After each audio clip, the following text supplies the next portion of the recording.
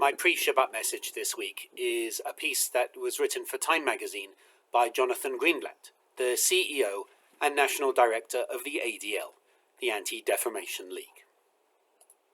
The warning signs were everywhere. The potential for violence was unmistakable. And yet somehow, 2 young innocent people are dead. Yaron Lischinski and Sarah Milgram, a young couple, were murdered as they walked out of a Young Diplomats event hosted by the American Jewish Committee at the Capitol Jewish Museum on Wednesday night. They had their whole lives ahead of them, set to be engaged in Jerusalem next week. As Elias Rodriguez, the suspect who has since been charged with first-degree murder and other crimes, was taken into custody, he shouted, "Free, free Palestine." It's a chant we have heard time and again across America in the past 18 months. Not just at political events, but in front of synagogues, schools, hospitals, and cultural institutions that only have one thing in common. They have a connection to the Jewish community. And so it doesn't come as a surprise that the suspect was allegedly involved with a range of radical causes. Anti-Defamation League researchers have connected Chicago resident Rodriguez with a high degree of certainty to a manifesto with the heading, "Escalate for Gaza, Bring the War Home." It confirms what we suspected. This wasn't random violence.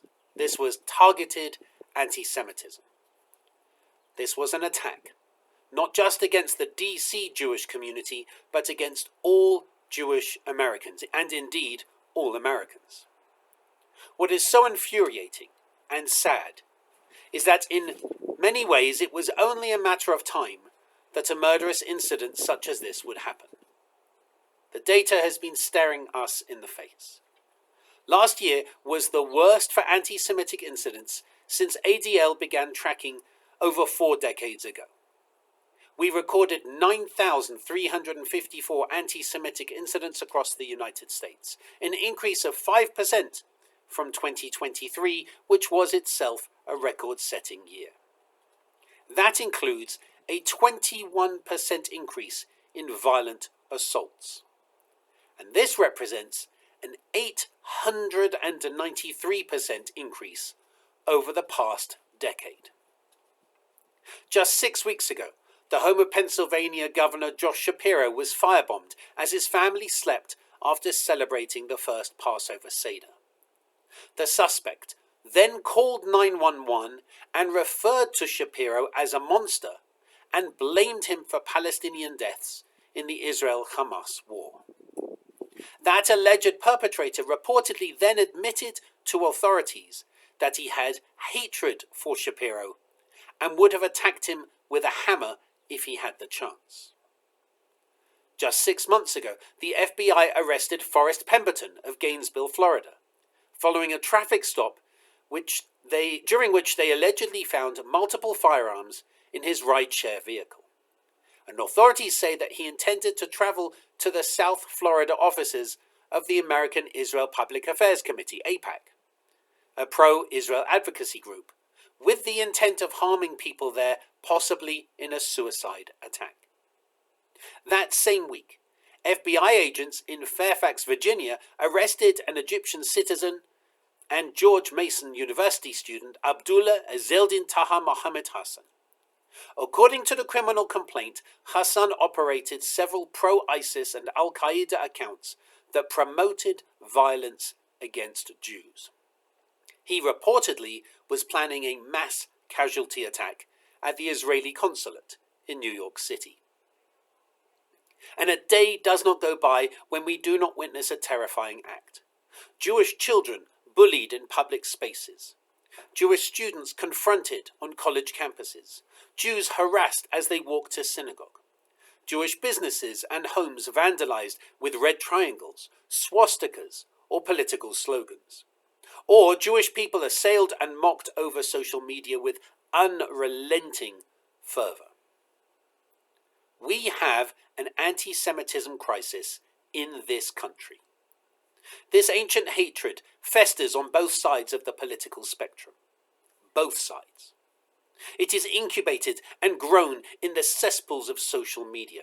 It is fueled by people who excuse anti-Semitism as merely anti-Zionism, who dismiss our outrage as an attempt to serve another agenda, and contort themselves into pretzels as they claim a right to free speech, even as that speech crosses the line into incitement to violence, anti-Semitism, and harassment. And it has consequences.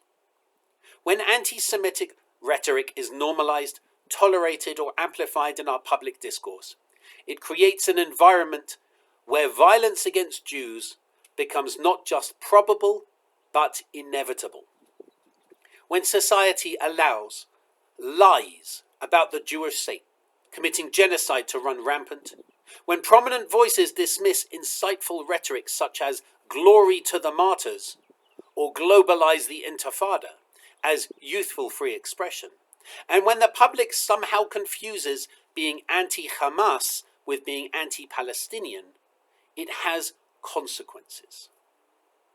Social media platforms deserve more scrutiny as well. In the aftermath of the attempted pogrom against Jewish sports fans in Amsterdam last November, Hassan Piker, one of the most watched streamers on Twitch, spent hours seemingly minimizing the attack.